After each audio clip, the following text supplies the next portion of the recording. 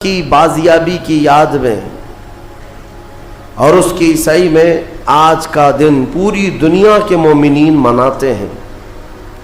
Fathers day ہے، mothers day ہے، یعنی چلڈرنز ڈے ہے، پتہ نہیں کون کون سے ڈے ہے، لیکن بیت المقدس کا جو دن ہے وہ رمضان المبارک کے آخری جمعہ کو۔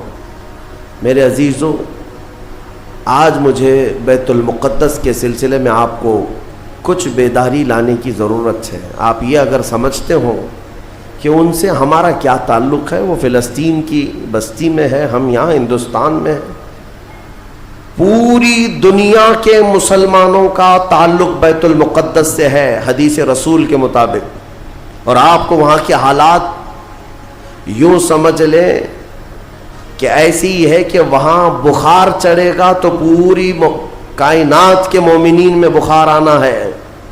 وہاں کے حالات جو بھی تبدیل ہوں گے اس کا اثر پوری دنیا کے مومنین پر ہونا ہے۔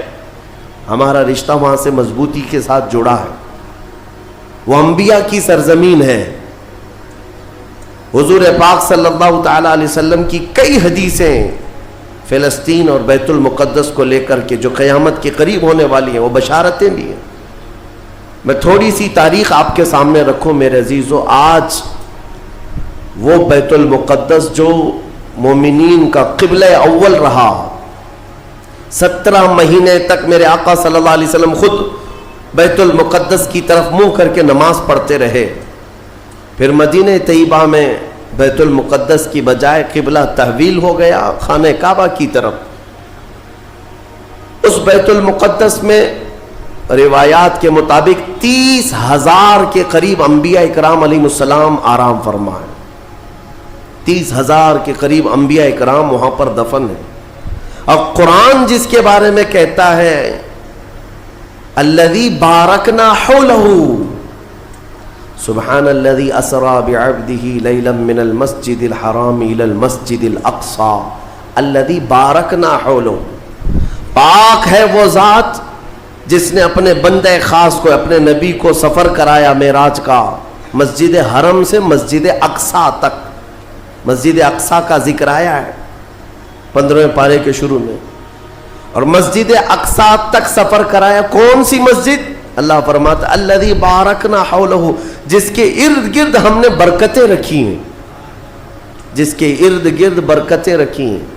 آپ یہ سوچ رہے ہیں کہ بیت المقدس کو جاننا کیوں ضروری ہے؟ یہی سوال حضور پاک صلی اللہ تعالی علیہ وسلم کی زوجہ مطہرہ، ہم مومنوں کی ماں سیدہ میمونہ رضی اللہ تعالی عنہا نے عرض کیا تھا، افتنا یا نبی اللہ عن بیت المقدس، یا رسول اللہ صلی اللہ تعالی علیہ وسلم فی بیت المقدس، بیت المقدس کے بارے میں آپ ہمیں کچھ ارشاد فرمائیں، وہ کیا ہے، ہمارے لیے کتنی اہمیت کا حامل ہے بیت المقدس؟ نبی پاک صلی اللہ تعالی علیہ وسلم نے فرمایا انہ ارض المحشر والمنشر، وہ زمین تمام لوگوں کے حشر کی جگہ ہے، محشر قائم ہونے کی جگہ فرمایا میرے آقا نے۔ سب کے جمع ہونے کا سب سے آخری جس زمین پر سارے لوگ جمع کیے جائیں گے وہ بیت المقدس کی زمین ہوگی۔ حضرت میمونہ نے پوچھا یا رسول اللہ صلی اللہ تعالی علیہ وسلم اس کے متعلق کوئی فضیلت؟ فرماتے ہیں میرے آقا صلی اللہ علیہ وسلم من احل بحجۃ او بعمرۃ من المسجد الاقصی الى المسجد الحرم غفر اللہ له ما تقدم من ذنبه او وجبت له الجنہ او کما قال رسول اللہ صلی اللہ علیہ وسلم۔ میرے آقا فرماتے جس نے مسجد اقصی بیت المقدس سے عمرے کا یا حج کا احرام باندھا اور مسجد اقصی سے مسجد حرم تک آیا، عمرہ کیا یا حج کیا، جو کچھ بھی پچھلے زندگی میں کیا تھا اللہ سب معاف فرمائے گا۔ اور روایت میں یہ بھی وجبت لہ الجنہ، اس کے لیے جنت واجب ہو جائے گی۔ اس سفر کے بارے میں اب سنو، سب کی استطاعت تو نہیں ہے۔ حضرت بی بی میمونہ نے یہی سوال کیا کہ جس کی طاقت نہ ہو میرے آقا وہ کیا کرے؟ بیت المقدس نہیں جا سکتا، سنو اگر اس کی اہمیت سارے مسلمانوں کے لیے نہ ہوتی تو میرے آقا صلی اللہ علیہ وسلم یہ نہیں فرماتے وَمَن لَّمْ يَسْتَطِعْ فَلْيَهْدِ زَيْتَهُ. حضور صلی اللہ علیہ وسلم فرماتے ہیں اگر کسی کی طاقت نہیں ہے تو وہ تھوڑا تیل تو اس کے پاس ہو سکتا ہے، وہ تیل ہدیہ کر کے بیت المقدس بھیجے تاکہ بیت المقدس میں تمہارے بھیجے ہوئے تیل سے اگر چراغ بھی جلایا گیا یہ ثواب اس کو بھی ملے گا، عمرے کا ثواب ملے گا. یہ حدیث پاک میں ہے کہ اگر تمہارے یہاں سے ہدیہ کیے ہوئے بھیجے ہوئے تیل کو بیت المقدس میں کسی نے چراغ میں روشن کیا تو فرمایا گیا اس کے برابر اسے بھی ثواب ملے گا. یہ یوں ہی نہیں میں عرض کر رہا ہوں میرے عزیزو، اس کی اہمیت کا اندازہ آپ کو ہونا چاہیے. اور قیامت قریب کیسے آئے گی اس کے متعلق بھی حالات یہی میرے آقا نے فرمایا عمران بیت المقدس خراب یثرب وخراب یثرب فتح قسطنطینیہ وفتح قسطنطینیہ ظہور الملحمہ وظہور الملحمہ خروج الدجال او کما قال النبی صلی اللہ علیہ وسلم.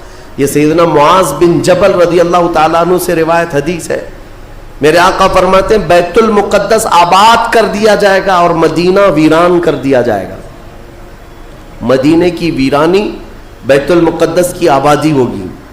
بیت المقدس کے ارد گرد بڑی بڑی عمارتیں بن جائیں گی، آبادیاں بڑھ جائیں گی. اور مدینے کی ویرانی وہ کس طرح کی ویرانی وہ اللہ کے حبیب صلی اللہ تعالیٰ علیہ وسلم ہی بہتر جانتے ہیں.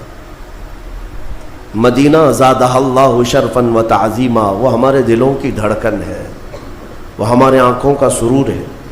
اور پھر آگے میرے آقا فرماتے ہیں پھر مدینے کی ویرانی قسطنطنیہ کے فتح کا سبب ہو جائے گی. قسطنطنیہ استنبول کو کہتے ہیں جو ترکی کا شہر ہے. حضور پاک صلی اللہ علیہ وسلم نے فرمایا مومنین اس کو فتح کر لیں گے. اور قسطنطنیہ کا فتح ہونا نہیں بلکہ اس سے پہلے ملحمۃ الکبریٰ ایک بہت بڑی جنگ ہوگی دنیا میں. اس سے بڑی جنگ نہ کبھی پہلے ہوئی تھی نہ بعد میں ہوگی. یہ کس کے درمیان؟ مومنین اور کفار و مشرکین کے بیچ. اس جنگ کی جگہ بھی میرے آقا نے بیان فرمائی، وہ ملک شام ہوگا، وہ دمشق کے قریب میدان میں جنگ ہوگی. تمہارے خلاف لڑنے والے 80 جھنڈوں کے نیچے آئیں گے اور ہر جھنڈے کے نیچے 12,000 کی فوج ہوگی، یعنی تقریباً 9,60,000 کی فوج صرف مومنین سے لڑنے کے لیے حاضر ہوگی ایک میدان. اس میں جو مومنین مسلمان جتنے جائیں گے وہ کتنی تعداد ہے وہ اللہ بہتر جانے، لیکن میرے آقا نے فرمایا پہلے دن 1/3 حصہ میدان چھوڑ کر بھاگ جائے گا مسلمانوں کا. اور حضور پاک فرماتے ہیں وہ پورے روئے زمین کے سب سے بدترین لوگ ہوں گے، ان کی توبہ کبھی نہیں قبول ہوگی. جو میدان چھوڑ کر بھاگ چکے ہوں گے ان کی توبہ کبھی نہیں قبول ہوگی. دوسرے دن 1/3 جماعت 1/3 جماعت مومنین کی شہید ہو جائے گی، سب قتل ہو جائیں گے. اور حضور فرماتے ہیں وہ روئے زمین کے سب سے اعلیٰ قسم کے شہداء ہوں گے، سب سے افضل شہداء ہوں گے.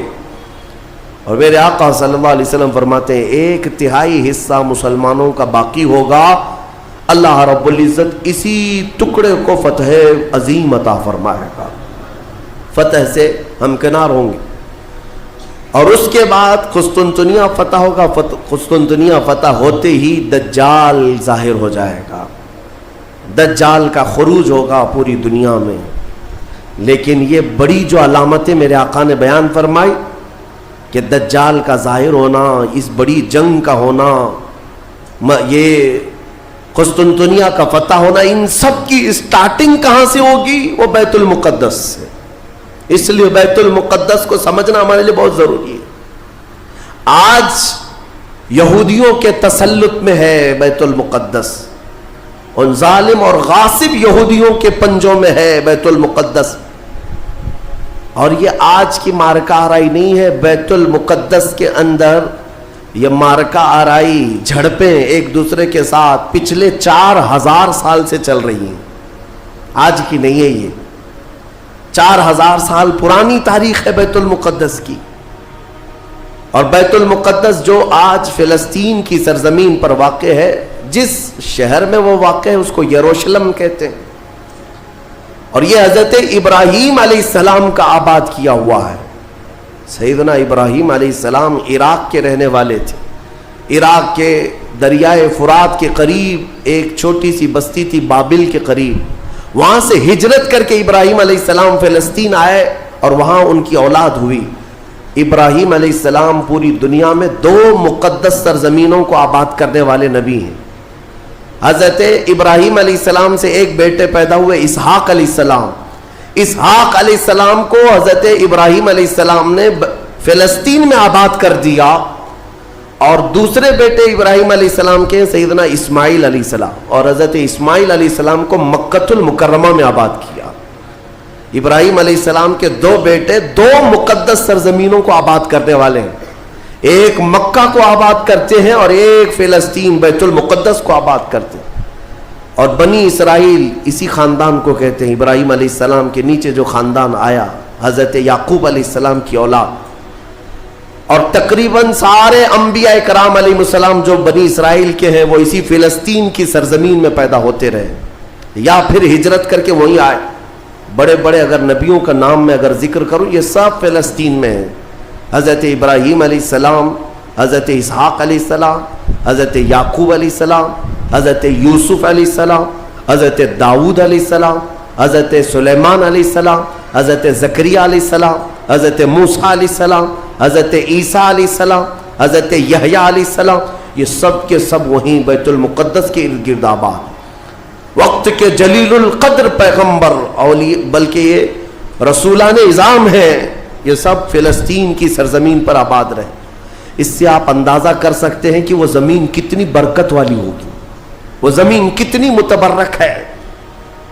اور اس زمین کی چھوٹی سی اگر میں آپ کو تاریخ بتاؤں تو ابراہیم علیہ السلام کی اولاد کے آباد ہونے کے بعد بنی اسرائیل یہ سرکش قوم ہے بنی اسرائیل، یہ ادھر ادھر بھاگ کر چلے گئے، فلسطین میں آباد نہیں رہے، برسوں بھاگے پھرتے رہے۔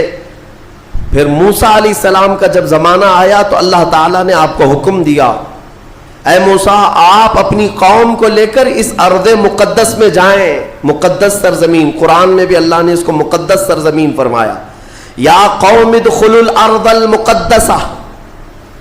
موسیٰ علیہ السلام نے کہا ہے میری قوم چلو مقدس زمین پر جاتے ہیں، اور پیٹ پھیر کر بھاگنا مت ورنہ خسارے میں آؤ گے، نقصان میں آؤ گے۔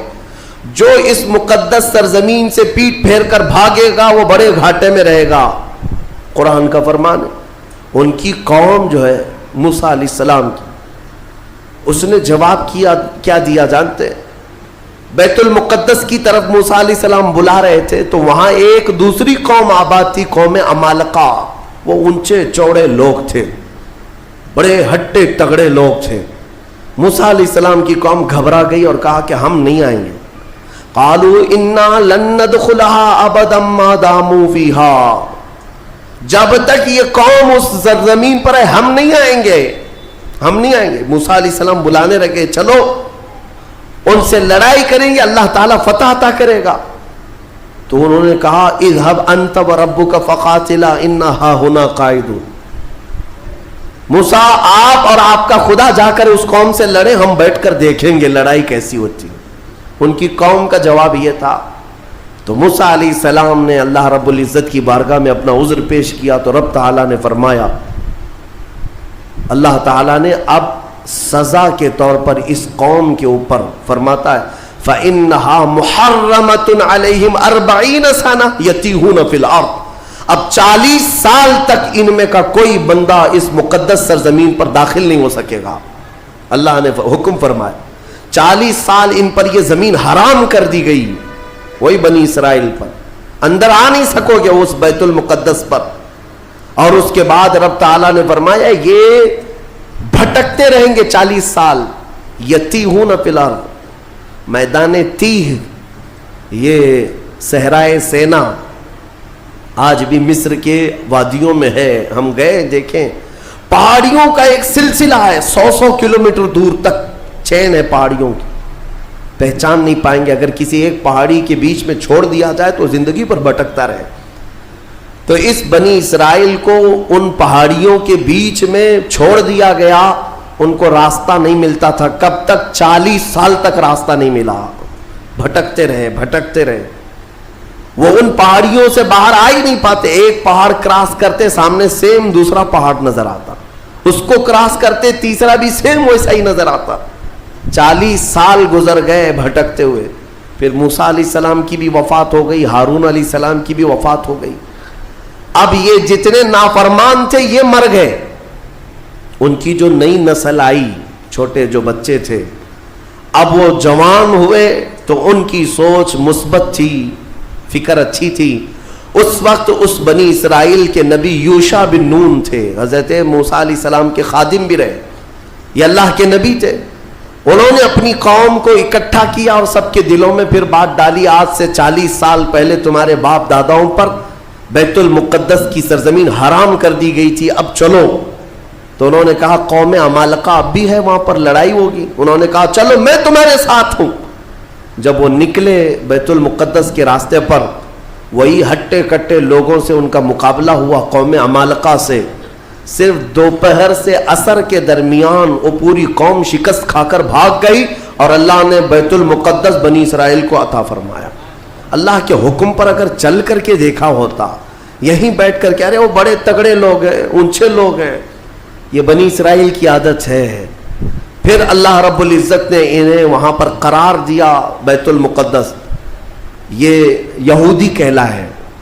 یہودی ایمان والے یہودی تھے جو بیت المقدس میں آباد تھے, برسوں تک رہے. اس کے بعد پھر حضرت عیسیٰ علیہ السلام کا ظہور ہوا, آپ کی ولادت ہوئی. عیسیٰ علیہ السلام کے ساتھ ان یہودیوں نے بڑی بدتمیزیاں کی ہیں, ان کے قتل کا بھی منصوبہ بنایا, ان کی ماں پر الزام لگائے.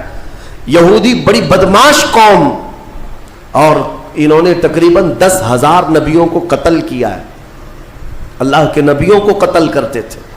اب اللہ رب العزت نے قرآن میں جن کے بارے میں فرمایا غضب اللہ علیہم, اللہ کا ان پر غضب ہے, اللہ کا ان پر غضب ہے, آج بھی غضب ہے. تھوڑے دن ان کے ازدہار کے آتے ہیں, ترقی کے آتے ہیں, تو دنیا کو ایسا لگتا ہے پوری دنیا کے بادشاہ یہی ہیں. پھر رب تبارک و تعالیٰ انہیں اوندھے منہ پھر گراتا ہے. ذلت ان کا ساتھ قیامت تک نہیں چھوڑے گی, قیامت تک نہیں. انہوں نے انبیاء کا قتل کیا اور بیت المقدس میں آباد رہے. تو پھر ایک بادشاہ ایسا آیا عراق کا, بخت نصر نام تھا. وہ آ کر کے بیت المقدس پر ایسا حملہ کیا کہ اس نے ہزاروں یہودیوں کو قتل کیا اور بیت المقدس کی عمارتیں توڑ پھوڑ کر رکھ دی. جو حضرت سلیمان علیہ السلام کے زمانے میں عمارت بنی تھی بیت المقدس کی. ہاں یہ بھی میں بتا دوں اس کی تاریخ کیا ہے. حضرت سلیمان علیہ السلام بادشاہ تھے, اللہ تعالیٰ نے حکم دیا کہ تم تعمیر کرو. تو بیت المقدس جب تعمیر کرنے لگے تو کس کی مدد سے؟ جنات کی مدد سے آپ تعمیر کر رہے تھے. سارے جنات کو کام پر لگا دیا تھا, اور سارے جن صبح شام دوپہر کام پر لگے تھے اور مسجد بنا رہے تھے بیت المقدس. اور اتفاق ایسا کہ حضرت سلیمان علیہ السلام سے وہ خوب خوف کھایا کرتے تھے. جب تک آپ کھڑے رہتے کام کرتے, اگر سلیمان علیہ السلام چلے جاتے تو سب بھاگ جاتے تھے, کام چھوڑ کر بھاگ جاتے تھے. تو سلیمان علیہ السلام اپنا عصا لے کر کے کھڑے رہے اور کام کرانے لگے.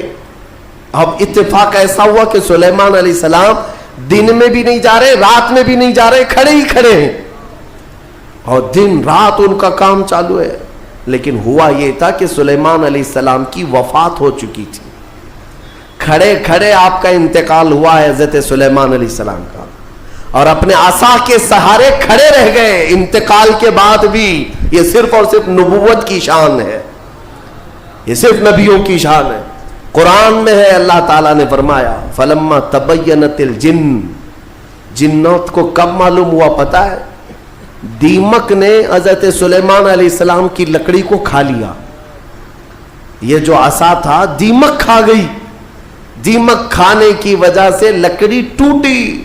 تو لکڑی ٹوٹنے کے بعد حضرت سلیمان علیہ السلام زمین پر آ گرے. تب جنات کو پتا چلا ان کا تو کب کے انتقال ہو چکا ہے، اور اس وقت تک بیت المقدس کی تعمیر ہو چکی تھی، ہاں، جس کو روایات میں ہیکل سلیمانی بھی کہا گیا ہے۔ بیت المقدس، ہیکل سلیمانی، یہ الگ الگ ووادت جو معاملات ہیں، میں اس کو پھر کبھی عرض کرتا ہوں۔ یہ تعمیر مکمل ہوئی اور وہی یہودیوں کے لیے مقدس جگہ، اور بخت نصر نے جس کو توڑا وہی ہیکل سلیمانی تھا، اور اس کے نیچے بہت ساری ان کی مقدس کتابیں جس سے جادو کرتے تھے وہ سب دفن کر دی گئیں۔ سلیمان علیہ السلام کی کرسی وہ بھی دفن کر دی گئی۔ آج بھی یہ یہودی جو کھدائی کر رہے ہیں اسی کرسی کو تلاش کرنے کے لیے، اپنی باقیات، وہ جادو کی کتابیں تلاش کرنے کے لیے آج بھی یہ کھدائی کر رہے ہیں بیت المقدس کے ارد گرد۔ اور یہ جو تھرڈ ٹیمپل کہتے ہیں، تیسرا مندر تعمیر ہونا ہے، وہ تھرڈ ٹیمپل کا مطلب یہی ہیکل سلیمانی کو انہیں بنانا ہے، بیت المقدس کو ہدم کر کے، منہدم کر کے۔ یہ جو مسجد اقصیٰ ہے اس کو ختم کر کے انہیں وہاں پر تھرڈ ٹیمپل بنانا ہے، یہ ان کا خواب ہے۔ یہودی وہاں سے قتل ہوئے، عیسائیوں کا قبضہ آیا، عیسائی تقریباً 300 سال تک آباد رہے۔ پھر ایک بادشاہ آیا، ایران کا بادشاہ تھا خسرو، اس نے بدلہ لیا اور اس کے بعد یہودیوں کو پھر سے آباد کیا۔ پھر اس کے بعد ٹائٹس نام کا ایک عیسائی بادشاہ آیا، اس نے پھر دوبارہ بیت المقدس پہ حملہ کیا، اس نے قریب 1 لاکھ کے قریب یہودیوں کو پھر قتل کیا۔ یہ قتل کون کر رہے ہیں؟ عیسائی یہودی، اور دہشت گرد کوئی اور ہے۔ ہاں، پہلے زمانے کے دہشت گرد ہیں یہ، پرانے دہشت گرد۔ ایک ساتھ جینوسائیڈ کرنا، جو نسل کشی کرنا، یہ یا تو عیسائیوں کا کام ہے یا یہودیوں کا کام ہے۔ ان کو قبضہ ملتا تھا تو ان کو مارتے، ان کو قبضہ ملتا تو ان کو مارتے۔ ٹائٹس نے پورا تباہ کر دیا۔ پھر بیت المقدس میں اس نے غلاظت ڈال دی، کچرے ڈال دیے، بہت کچھ برباد کرنے کے بعد یہودی وہاں سے نکل گئے۔ پھر میرے عزیزوں، وہ عیسائیوں کا تسلط ویسا ہی برقرار رہا۔ کب تک؟ جب تک سیدنا عمر ابن خطاب کا زمانہ آ گیا۔ اسلام کا یہ فتوحات کا سلسلہ تھا۔ میرے آقا کے غلام جس طرف جا رہے تھے زمینیں ان کے قدموں میں آ رہی تھی، یہ وہ دور تھا۔ تو حضرت عمر نے بھیجا کہ اب فلسطین کی طرف بھی ہمارے مجاہدین جائیں گے، اور وہاں عیسائی تھے، پوری دنیا کی خبر تو رکھتے تھے کہ کیا کیا ہو رہا ہے۔ رسول پاک صلی اللہ علیہ وسلم کے غلاموں سے لڑنے کی طاقت سب کے پاس نہیں، تو انہوں نے کہا کہ ہم لڑائی نہیں کریں گے، آپ آ جاؤ، آپ کے حوالے پورا بیت المقدس کر دیں۔ حضرت عمر کو خود ہی دعوت دے کر کے بلا لیا۔ اور جانتے ہیں ان عیسائیوں کی خباثت، یہ بڑے نرم دکھتے۔ اس وقت قبۃ الصخرہ، جس کو آپ ڈوم آف راک کہتے ہیں، یہ یلو کلر کا جو گنبد نظر آتا ہے، یہودی اس کو بڑا مقدس سمجھتے ہیں، بڑا مقدس۔ اس پر عیسائیوں نے پورے لوگوں کی غلاظتیں، کچرے ڈال کر کے رکھے تھے۔ اس زمانے میں کوئی دوسرا گنبد تھا وہاں پر، یہ تو پھر اموی خلیفہ کے زمانے میں یلو کلر کا پھر سے بنایا گیا، لیکن اس زمانے میں کچرا ڈال کر کے رکھتے تھے عیسائی، یہودیوں کو جلانے کے لیے۔ یہودیوں کی وہ مقدس جگہ ہے۔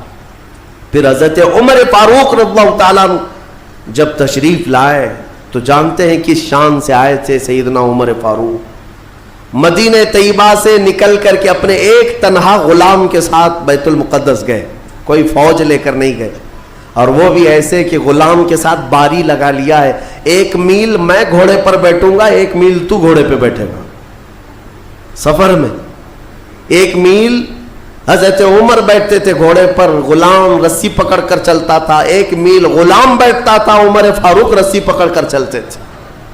دنیا کا اقتدار میرے آقا کے غلاموں نے یوں نہیں حاصل کیا، انہوں نے خود ہی کو فنا کر دیا تھا میرے آقا کی محبت میں۔ اور اتفاق ایسے کہ فلسطین جب پہنچے تو باری غلام کے بیٹھنے کی تھی، حضرت عمر رسی پکڑ کر کے بیت المقدس میں آ رہے ہیں، تو لوگ جو نئے لوگ تھے، عیسائی تھے، وہ سب جھپٹ پڑے امیر المومنین مسلمانوں کے، جن سے کیسر و کسریٰ بھی کانپتے ہیں، گھوڑے پر تشریف لا رہے ہیں، تو سب ان کے استقبال کے لیے تھے. جو غلام تھا حضرت ابو عبیدہ بن جراح جو صحابی تھے, انہوں نے چیخ کر کے کہا لوگوں گھوڑے پر بیٹھا ہوا امیر المومنین نہیں, رسی پکڑا ہوا امیر المومنین. اس شان سے وہ آئے اور اپنے ہاتھوں سے اس گنبد کے اوپر موجود پوری غلاظت کو حضرت عمر نے صاف کیا تھا. بیت المقدس کے ارد گرد جتنا کچرا تھا اپنے ہاتھوں سے صاف کیا, اور پھر وہاں پر اذان کی آواز گونجی. سیدنا عمر فاروق رضی اللہ تعالیٰ عنہ نے ظہر کی نماز وہاں پڑھائی اور عام خطبہ دیا سارے لوگوں کو جمع کر کے. کہا اب گھبرانے کی ضرورت نہیں, اس ارض مقدس میں اسلام آ چکا ہے. جو عیسائی جو یہودی خوشی سے رہنا چاہے اس پر کوئی زور زبردستی نہیں, وہ اس ارض مقدس میں اقلیتوں کے اعتبار سے رہ سکتا ہے. اسے امن و امان دیا جائے گا, کسی کی عبادت گاہ نہیں توڑی جائے گی. میرے عزیزو, یہ اسلام کا احسان ہے. آج بھی جا کر کے دیکھیں فلسطین میں حضرت عمر کی سلطنت یعنی خلافت آنے کے باوجود بھی سب سے پرانا جو چرچ ہے عیسائیوں کا وہ آج بھی فلسطین میں باقی ہے, بیت المقدس کے قریب. حضرت عمر نے منع کیا کہ ان کی عبادت گاہ کو ہاتھ نہیں لگایا جائے گا, توڑا نہیں جائے گا. سب کو امان دیا گیا ہے, سب کو امان دیا گیا ہے. اگر ایسے ہی ہمارا تسلط ہر جگہ ہو اور ہم مندروں کو توڑنے والے ہوتے تو 700 سالوں میں پتہ نہیں کیا کیا صاف کر چکے ہوتے. اسلام اس کی تعلیم دیا نہیں, تمہیں آزادی دی ہے کہ جو تمہارے ماتحت ہیں انہیں اپنی عبادت کرنے دے دیا جائے. ذمیوں کو جو اپنے دین میں قائم رہنا چاہتے ہیں انہیں چھوڑ دیا جائے گا, انہیں مارا نہیں جائے گا. حضرت عمر فاروق رضی اللہ تعالیٰ عنہ کے زمانے سے لے کر بیت المقدس مکمل اسلام کے دائرے میں رہا.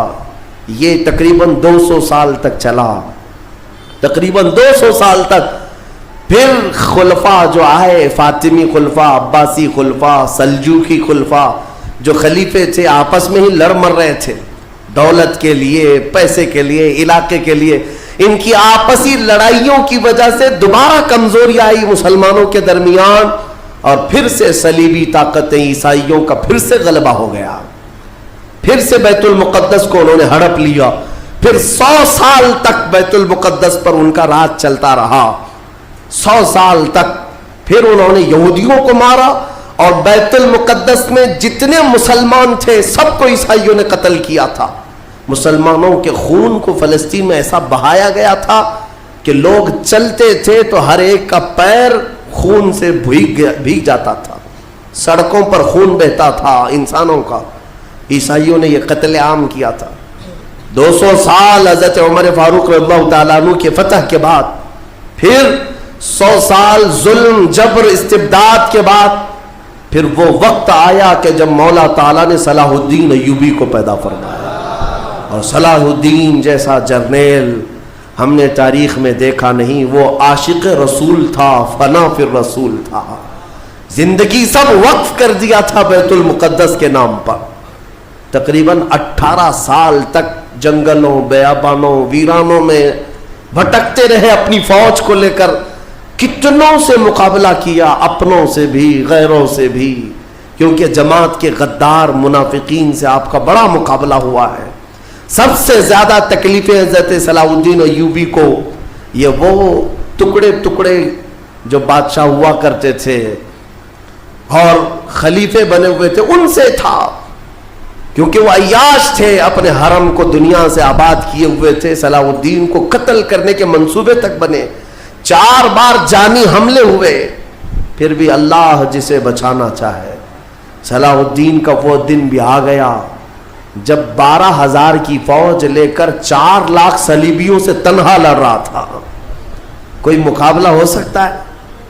سوچو ذرا تاریخ میں. یہ میں اپنی لکھی ہوئی بات نہیں کر رہا ہوں, ایک انگریز تاریخ دان ہے, اس نے خود کتاب میں لکھا ہے کہ تاریخ کا ایک عجوبہ ہم نے دیکھا ہے کہ 4 لاکھ صلیبی عیسائی ایک جگہ تھے, پورا روم, یورپ سب امڑایا ہے, اور مقابل میں صرف اور صرف ایک سپہ سالار صلاح الدین 12,000 کا فوج لے کر آیا. 12,000. وجہ یہ ہے میرے عزیزوں, 4 لاکھ وہ لائے ہوں گے, کھانے پینے والے, لوٹنے کھسوٹنے والے, لیکن صلاح الدین کے ساتھ جو 12,000 تھے وہ جان کا ہدیہ گنبد خضرا میں پیش کرنے والے تھے، ان عاشقوں کی جماعت تھی، اور اللہ تعالیٰ نے صلاح الدین ایوبی کو فتح عطا فرمائی، پھر سے پرچم اسلام لہرایا۔ میرے عزیزوں، یہ تاریخ تھی 6 صدی ہجری کی، اب یہ 15ویں صدی آ گئی ہے۔ 6 صدی ہجری سے لے کر بیت المقدس اذانوں سے گونجتا رہا، نمازوں سے آباد رہا، مومنین کا وہاں پر جمع غفیر رہا، لاکھوں کی تعداد میں لوگوں کا آنا جانا چلتا رہا، بلکہ بڑے بڑے جید علماء صالحین وہاں پر آباد ہوئے۔ امام غزالی رحمۃ اللہ تعالیٰ علیہ کر کے کتنے لوگوں کو اللہ نے ولایت ہے کہ بیت المقدس 800 سال کے قریب ہو گئے صلاح الدین ایوبی کو واپس لائے ہوئے، لیکن پچھلے 100 سال سے پوری دنیا کے یہودیوں کے اندر ایک یہ فکر پیدا ہوئی کہ ہماری ایک ریاست ہونی چاہیے، ہمارا ایک ملک ہونا چاہیے۔ یہ مارے مارے پوری دنیا میں پھر رہے تھے، ہٹلر نے ان کو مارا تو امریکہ میں چلے گئے، امریکہ میں مارے گئے تو برطانیہ میں گئے، برطانیہ سے فرانس میں گئے، جگہ جگہ یہ تھوڑے تھوڑے تھوڑے آباد ہوتے رہے، اور اس کے بعد پھر ان کے اندر ایک تحریک پیدا ہوئی 18ویں صدی عیسوی میں کہ تمہاری اپنی ایک ریاست ہونی چاہیے۔ تو ان کی اپنی ریاست، اتنا اپنا ملک چاہیے، کہاں؟ وہی مقدس زمین جو تمہارے باپ داداؤں کی ہے، کیونکہ یہودی یعقوب علیہ السلام کی اولاد میں اپنے آپ کو کہتے ہیں، تو اس سرزمین پر جانے کے لیے کوششیں کرتے رہے۔ لیکن فلسطین اس زمانے میں خلافت عثمانیہ کا حصہ تھی، جو ترکی کے بادشاہ تھے، ترکی کے انڈر میں فلسطین آتا تھا، تو وہاں پر ان کی مجال نہیں تھی۔ لیکن ہوا یہ کہ 1914 سے 1918 کے بیچ میں فرسٹ ورلڈ وار ہوئی، دنیا کی سب سے بڑی جنگ، پہلی جنگ عظیم، جس میں ترکیوں نے جرمنی کا ساتھ دیا اور ہار گئے برطانیہ انگلینڈ کے مقابل میں۔ تو ہارنے کی وجہ سے ہوا یہ کہ ترکی کی ساری خلافت ختم ہو گئی، خلافت عثمانیہ کے ٹکڑے ٹکڑے ہو گئے، 50 ملکوں پر ان کی اکیلی حکومت تھی، سب ٹکڑے ہو گئے، ترکی کو سب ختم کر دیا گیا، خلافت ختم کر دی گئی۔ یہ 1920 میں خلافت ختم کر دی گئی، اور پھر برطانیہ انگلینڈ کے تسلط میں، اس کے قبضے میں فلسطین بھی آیا۔ یہ وہ زمانہ تھا جب ہمارا انڈیا بھی انگلینڈ کے انڈر میں تھا، ہمارا بھارت بھی۔ برطانیہ ہر ملک فتح کرتے ہوئے اپنے اندر لیتے جا رہے تھے، یہ انگریزوں کی عادت تھی۔ تو فلسطین بھی ان کے اندر میں تھا۔ تو اب ان لوگوں نے یہودیوں کے لیے ایک عام اعلان کیا، ڈکلیریشن آف بالفور کہا جاتا ہے، ایک بالفور اعلامیہ، جس میں اعلان کیا گیا کہ دنیا بھر کے جو بھی یہودی ہیں وہ ہجرت کر کے یہاں آئے، انہیں گھر دیا جائے گا۔ 1921 سے پھر فلسطین میں ایک چھوٹی سی بستی میں ان کو بسایا گیا، 4000 لوگ پہلے آئے، 4000 لوگ آئے، پھر یہ ہجرت کا سلسلہ چلتا رہا یہاں تک کہ 1947 میں ان کی آبادی 36 لاکھ کے قریب ہو گئی۔